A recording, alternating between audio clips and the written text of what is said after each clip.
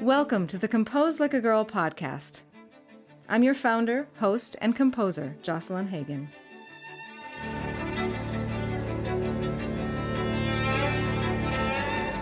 My Compose Like a Girl initiative amplifies female-identifying composers, helps conductors diversify their concerts, and works toward more equality in music programming and commissioning. I've been sitting down for conversations with some amazing composers, and I want to invite you into these deeper explorations of art and life. I hope you leave with some inspiration, just as I did. On today's episode, I'm sharing a recent conversation I had with English composer Cecilia McDowall. Cecilia and I both recently composed pieces based on Leonardo da Vinci that premiered in 2019. We met in Stockholm in 2022 for a concert where these two works were programmed together. So, heads up, listeners, before you play this episode, you might want to listen to the full recording of Cecilia's Da Vinci Requiem from Signum Classics, wherever you stream your music. You might appreciate the conversation more if you've listened ahead of time. If you want to hear the full interview, become a supporter by joining our Compose Like a Girl initiative on Patreon. Thanks for tuning in and enjoy. Hello, Cecilia. How are you today? I'm well. It's lovely to speak to you, Jocelyn. Oh, same to you. It was such a delight to meet you in Stockholm. And I knew I wanted to learn more about your work in general and about you as a composer. So thank you for taking some time out to spend it with us today. It's a pleasure.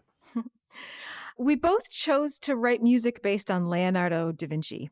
And I love that thousands of miles away, we were both having these same kinds of creative ideas, inspired by the same man. I wrote the notebooks of Leonardo da Vinci, and you composed the Da Vinci Requiem.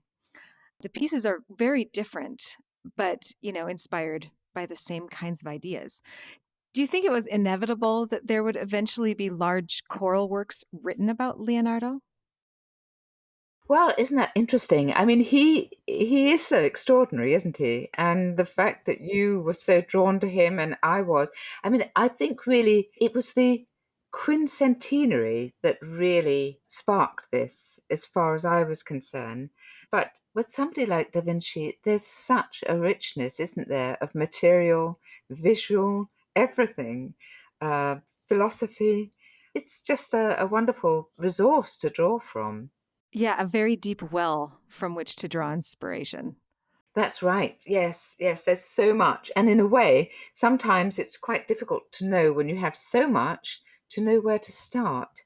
The way I came to using some of Da Vinci's material was through the choir that had commissioned the work, the Wimbledon Choral. And it was when we realized that the date of Da Vinci's death was just a couple of days away from the actual performance. And I know I've said this in program notes, but it is interesting, isn't it? When you grow up with something, um, there's a fascination that's already there. And my mother gave to my father the notebooks of Leonardo da Vinci as a wedding present. And so as a child, I was always opening the books and just fascinated, not by the words, I was too young then, but I was fascinated by the visual images, the illustrations, the extraordinary things there. And so it sort of came together that writing a piece that had a lot to do with Da Vinci and his philosophy, and trying to see if I could combine it with the actual mass, but including a humanist element to it. So perhaps it could be a requiem for anybody with any faith. So that was my starting point, really. Yeah, I love that. Well, and it's really quite amazing that our pieces are so different and there really isn't any overlap there as well, because mine doesn't really connect on that part of it. I guess the closest thing is, the end of mine has the, oh, time, consumer of all things, which is kind of similar to your, oh, you who are asleep movement, which is movement Mm. 6, that text. Yes, that's right. Yes, and it is to do with time passing. And of course, the quote that I use is the comparison between being alive and working as hard as possible, and death, and aligning that to sleep, which worked very well with the Requiem in that context. Yeah, I totally agree. And then I love that in the next movement, the final movement, the Lux Aeterna, you quote Da Vinci here: "Once you have tasted flight, you will forever walk the earth with your eyes turned skyward, for there you have been, and there you will always long to return." Isn't that wonderful? It is. and Did you? and well, I mean, it's extraordinary actually when you look back at the things that he was inventing, the contact lenses, the helicopter, the tanks, the flight, and the fascination he had with birds and how their wings worked. No, here's a man who didn't go to university, didn't have any education, and everything that he absorbed, I think he always said, is always through the eye. Yeah, and perspective. Yes, Hmm. that's right. Yeah. Yes. Once you read that quote, did you know that that needed to be in the final movement? I had come across that quotation before, and I always thought it was simply remarkable because it is so modern. And it is, I mean, even now, we look up to the sky, don't we? And we see the planes flying, we see the birds flying. But he was also so interested in what he called the perspective of disappearance, or la prospettiva di perdimenti. And that I just thought was ideal to link that up to the fading moments disappearing into the air. And in the scoring of that, I had great fun reducing the instruments and the voices until eventually it is really just two solo violins encircling each other and just disappearing higher and higher. And my idea was that they would go up as high as the hearing, up one's hearing. So eventually they just disappear. Here's the Lux Aeterna movement from the Da Vinci Requiem, performed by the choir of Clare College.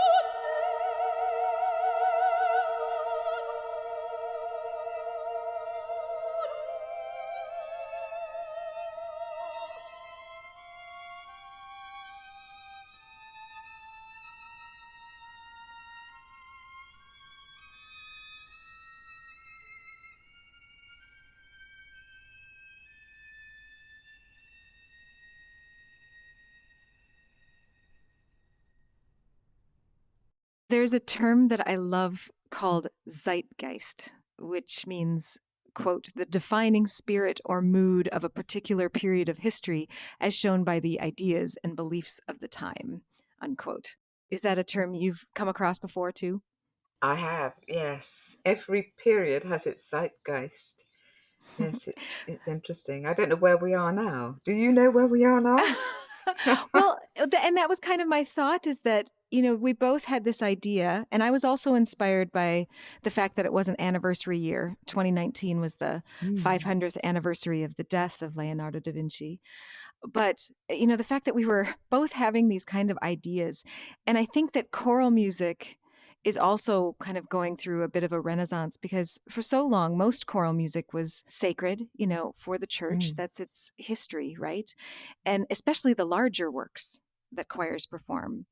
And I feel like, in the last 100 years, especially, there have been way more longer choral works, masterworks that are secular. And I don't know. So I'm just wondering if that's part of the zeitgeist of where we are now with choral music. Yeah, that's really interesting, isn't it? Because I feel from my own perspective that where I can, I like to draw on history.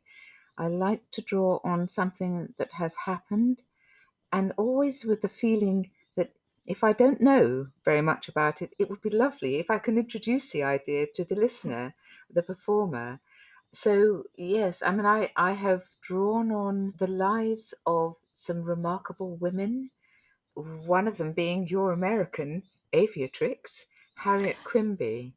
Now, that's a secular work, but it's actually touched on her life because I thought she was such an unusual woman and she had such a short life.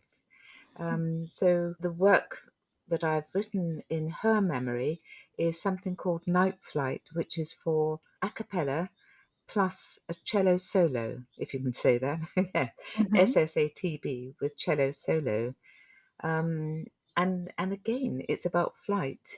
I don't want to think that I'm absolutely obsessed by flight, but I do find it interesting. Well, and what's funny is that I also wrote down questions about Night Flight to ask you about today because so I know that this work Night Flight also won an award in 2014 choral category of the British Composer Awards, which is a really big That's deal. right. Yeah. Yeah, yeah. And I actually had the chance to hear this performed live a few years ago with Joel Rinsema's group in Oh, Denver, Cantorai. So it's beautiful. I'm so glad I got to hear it live.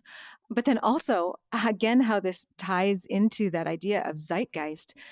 At that time as well, I was writing a dance opera about flight. And so I feel like in there's this little, parallel.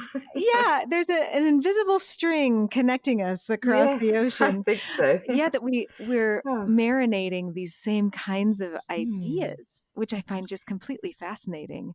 But yeah, I think it also speaks to our desire in the music community to diversify more. So not just diversifying what kind of composers are writing music, but also what the subjects are of what we're singing about, because there are so many different kinds of things to sing about, right? Oh, they are, aren't they? Yes, and I think we've had many, many centuries now of using particular set forms. And I think always there's a look to find something fresh, a new approach.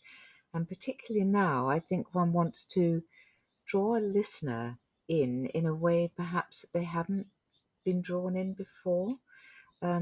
Perhaps by introducing a particular topic, something that will stimulate ideas in the listener. And as I said before, something that might actually open up an avenue of exploration.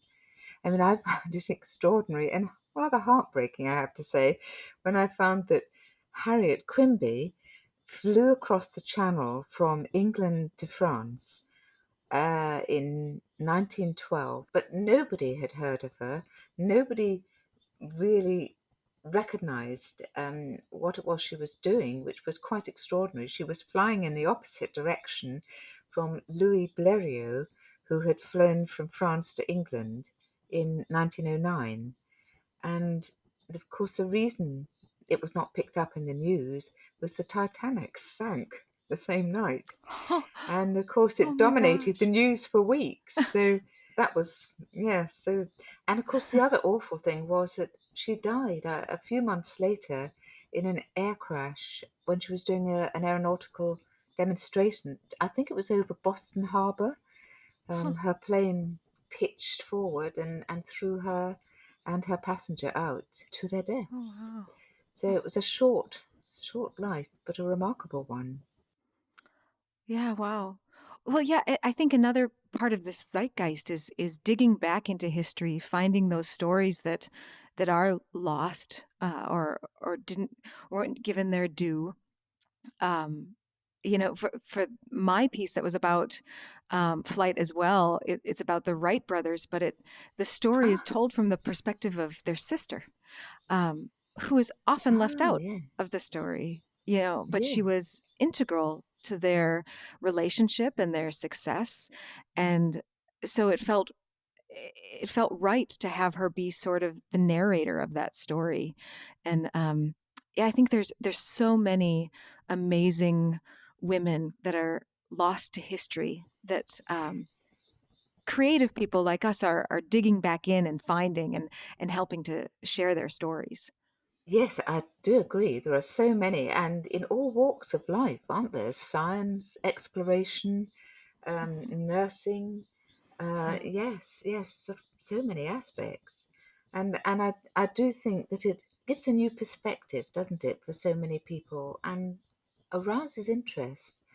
Um, there was another piece that I wrote for the BBC Singers, which was marking a centenary of Rosalind Franklin. And Rosalind Franklin was a crystallographer and she took x rays. And she was the one who discovered the double helix. And the double Oh, helix then, of course, went on to furnish the uh, discovery of DNA. And of course, what I always felt was rather sad, but I don't think she ever, um, well, she died before Crick and Watson got the Nobel Award. And you can't have a Nobel Award awarded posthumously. But without her discovery, I think DNA would have taken much longer to reveal itself. huh. So that was an interesting work to write.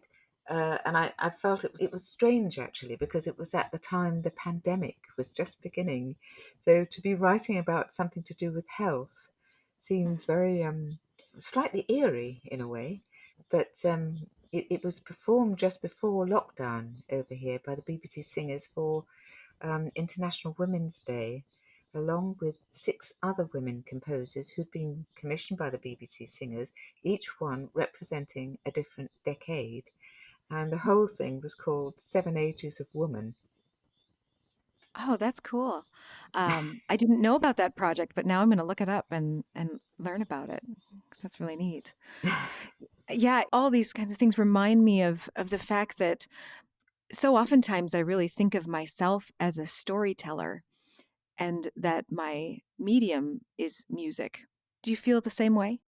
It's interesting, I haven't articulated that as such, but I suppose in a way it's pulling out a narrative that deserves real exposure. Yes, I suppose one could call it. Yes, I'm a storyteller too. Yes. Yeah, yeah. Yes, yeah. Let's listen to New Moon, the final movement from Night Flight, performed by the choir of Clare College.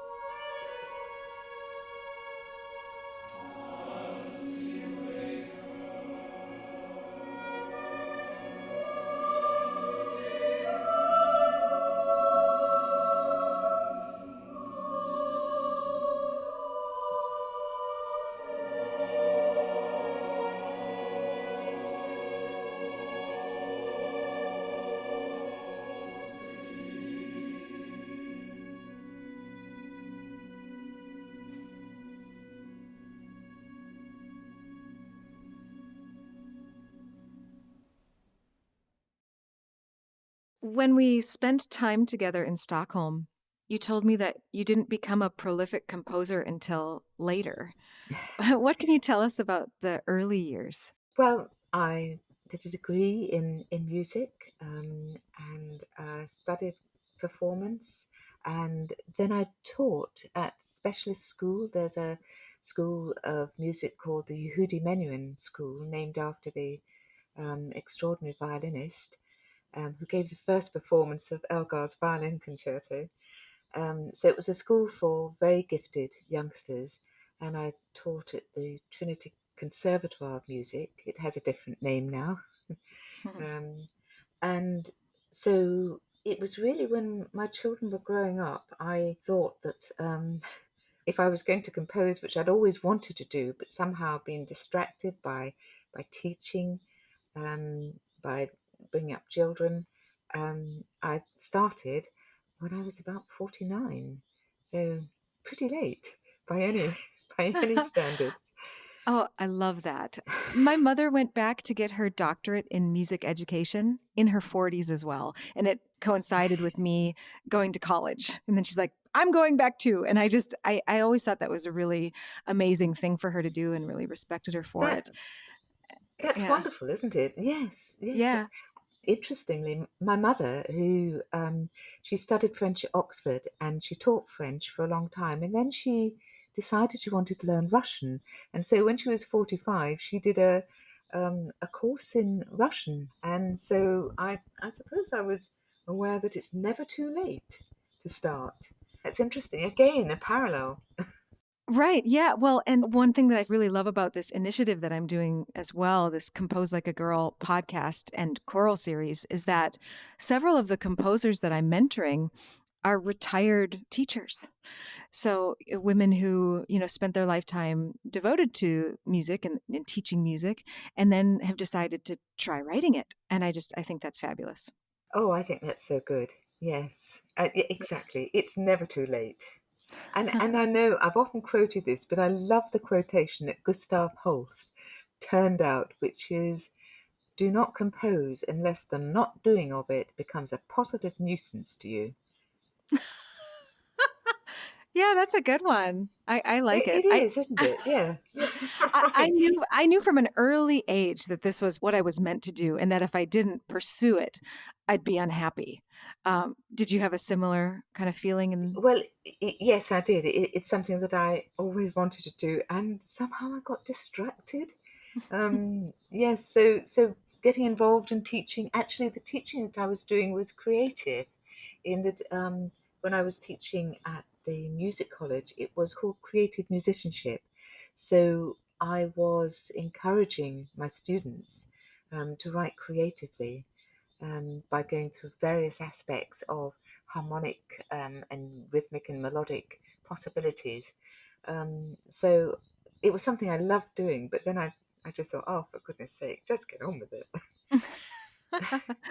Yeah. That's yeah. Well, and another interesting parallel. I've got 8 interviews here in this first season of the podcast, and only 3 of the 8 are mothers. You and me, and well, I guess I'm technically not. So only 2 of the 8. So you and Sarah Kirkland Snyder, who has 2 children.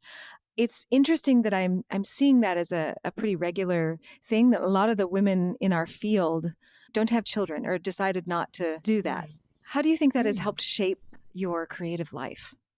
Oh, what I found was having children meant one had to act fast, work fast, and be prepared that in the middle of having what we thought was a not bad idea, trying to get it down, there'd be a little voice saying, "What's for tea?" Or so it was these things that I think it sort of shapes one into thinking, I have this amount of time available to me, I will use it to the very best of my ability to get stuff done. Um, because I think sometimes when there's lots of time, one can sort of spread over things, and I think that's something I tend not to do because I feel very focused when I'm writing. There's not much time; it's got to be done. Oh, Cecilia, the parallels between our lives are just amazing to me, because that's exactly what I say Mm. to when people ask me that question. That same question is that having children taught me how to be even more efficient. Yes. Hmm. Yeah. Yes, because it was okay. He's down for a nap, and now I get to Yep. go and do my thing. Yeah. Well, it is interesting, isn't it? Because I think sometimes when there's a real focus and you know you've got to get it done in that particular time, or else it's going to spill over into something else, or there's going to be an interruption, sometimes it sort of puts away unimportant things. Um, I mean, I do find with writing, I don't know whether you find this too, that I do write something and think, maybe not. I'll put that one aside Yes. and explore another avenue. But I do agree with you. I think it really does sharpen the focus extraordinarily.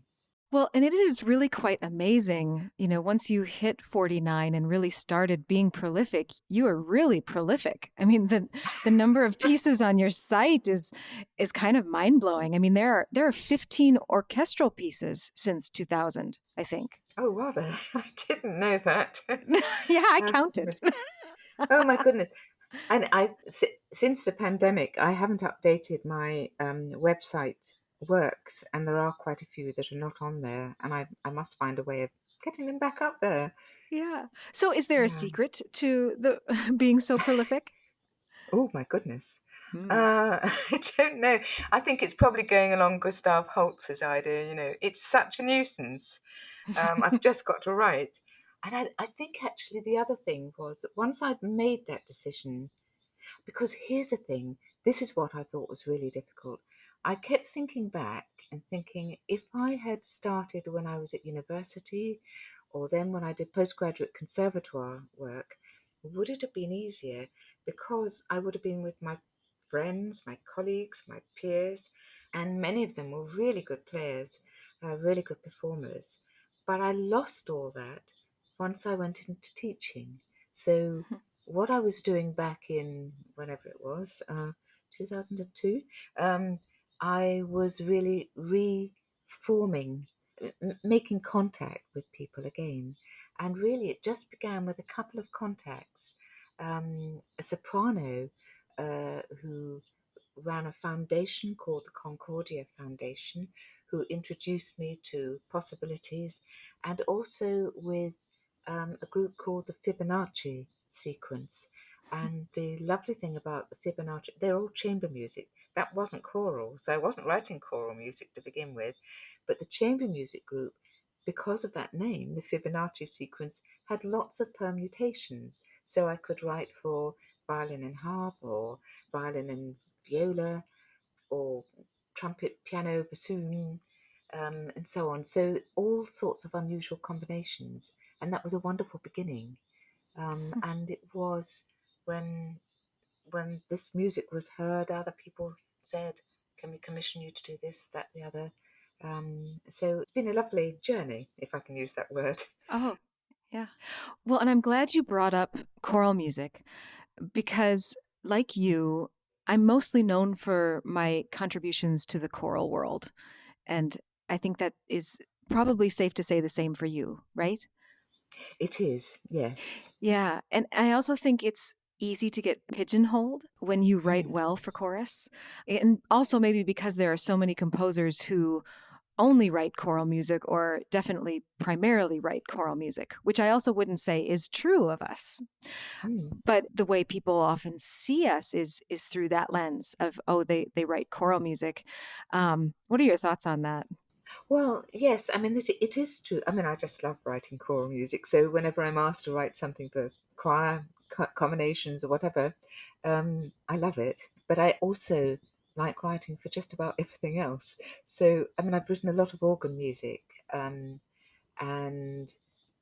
yeah, solo song, Yeah. and a lot of chamber music as well, piano trios, um, and duos with violin and piano, cello and piano.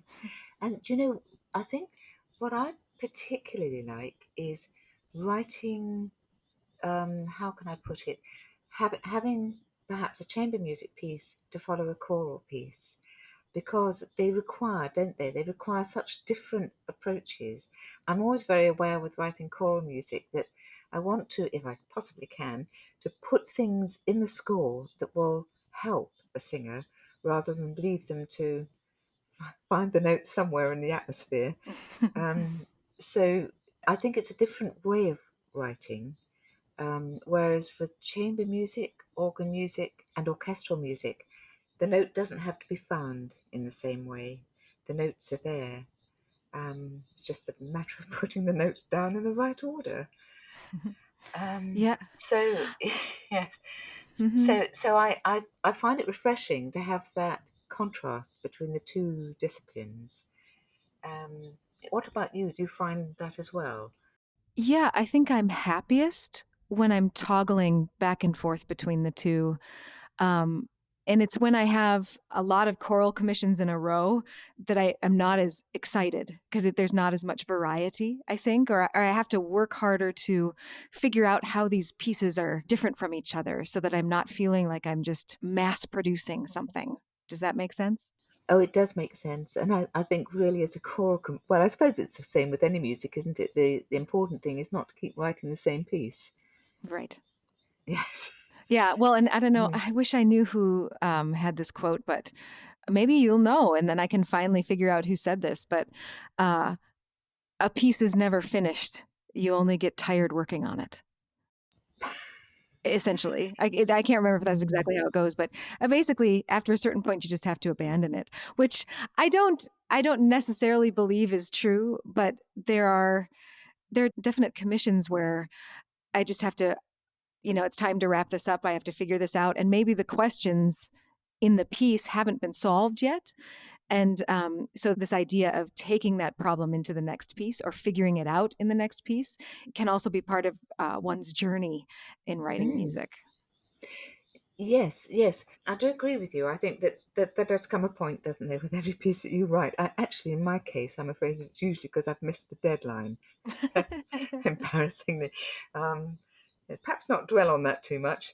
But um, yes, I find sometimes when I hear the first performance, there may be just a few things I want to tweak. I really want to rewrite anything, but it's sometimes a balance of dynamics, perhaps. Mhm. I mean, on the whole, I try my hardest to get the balance of dynamics as close to what I want as possible, but just occasionally, I'd like to have that opportunity just to make slight adaptation. Um, I know there are, I think Pierre Boulez is one composer, isn't he, who could never leave a piece alone. He was always revisiting it. Although Yeah. that's good because then you keep getting premieres of the same piece. Yeah.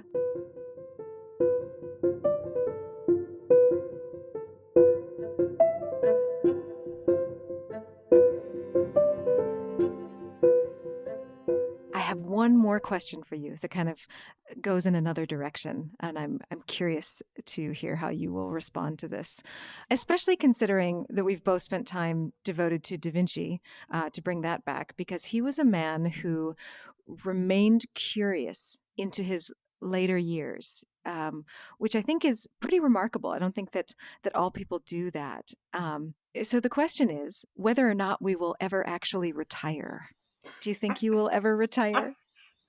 Oh, I think we die on the job, really. Yeah. Yeah, artists. Yeah, I think we probably just continue to get pickier about the projects we say yes to. Yes, yes, I think so. And I think actually it's so interesting what you say about curiosity because I think there can be a danger as one gets older to lose curiosity, but I think that's what keeps one alive. It keeps one Mhm. involved and intrigued and interested, and there's always this feeling I want to know more and I want to communicate more. So I think that what you say about Da Vinci is remarkable, and of course he was always curious, wasn't he, in everything he did, always exploring as far as he felt he could go. I believe he left a lot of things unfinished. Yes, he did. Well, and I also love reminding everyone that he was known as much for his failures as his successes. And Yes. and is yet still considered such a Mm. genius, right? Um, Yes. A yeah. polymath. Hmm. Yes. Yeah, but it is really that sense of curiosity that he kept all his life, and that, yes, kept him young. That did inspire me as I was writing Yeah. that piece. And that's another interesting, brings up another thing, that is this idea of legacy and what we are leaving behind. Do you spend much time thinking about that? Nope, absolutely none. No. I think that is a healthy response. I like it. Um, Oh, because yes, when I think about this, it was never about, oh, I need to, be this famous or have created something that lives on. It was always just about, this is what I want to do and this is what will make me happy. Yes, I couldn't agree more. I'm doing it because I have to do it. Yes, it's a It is nuisance. interesting because I know in the past people have said, "But you are leaving something behind." And I always think, well, that's if the publishers are still publishing it. Um, but it's never been in my mind. I mean, it'd be lovely to feel that there was something that would be of use and interest to people who follow on. Mhm. But fashions change, don't they? So there's never a given. And I think you Yeah. have to be dead, don't you, for some time before something becomes really interesting again. Yeah. Yeah. Well, who was it? Was it Truman Capote who said um, to die is a good career move? Well, Yeah. it's Interesting. something like that. Yeah, Yeah. Yeah. Well, thank you for this fabulous conversation. And I hope our paths cross many, many times and that conductors put our two Da Vinci pieces together many times so that I can run into you in different places where our work is being performed, because I also think that they work beautifully together. they do. Yeah. Well, thank you, Cecilia. It's just a delight to get to Uh, spend time with you. it's been a great pleasure talking to you, Jocelyn. Thank you so much.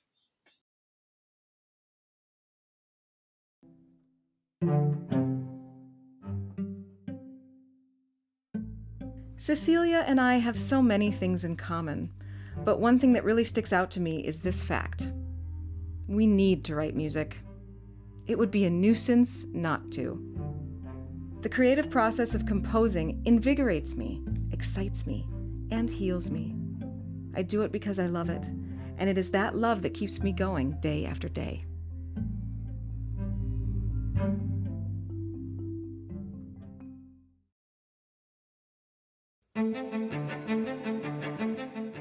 Compose Like a Girl was produced by Justin Schell, Laura Kreider, and me, Jocelyn Hagen, with special help from fellow composers Erica Malpass and Addie Struckman. The Compose Like a Girl theme music was composed by cellist Cicely Parnas. Thank you all for helping me with this vision. Thanks also to Signum Records, Convivium Records, and the Choir of Clare College for their permission to use their recordings on today's episode. You can learn more about Cecilia McDowall and her music at ceciliamcdowell.co.uk and by following her on social media. Check out the links in our show notes, visit jocelynhagen.com/composelikeagirl, and follow us on Facebook and Instagram to listen to the music we talked about today, learn more about the Compose Like a Girl initiative, and check out past episodes. You can also find choral programming ideas by checking out the Compose Like a Girl choral series through Graphite Publishing. To ensure that we can keep bringing these conversations to you, please consider joining our Compose Like a Girl Patreon page and giving what you can. And you can subscribe to the Compose Like a Girl podcast wherever you get your podcasts. And if you're so moved, rate us on Apple Podcasts and share it with a few friends who you think will find inspiration. Until next time, trust your instincts. Be brave and unapologetic for your talents. Thanks for listening.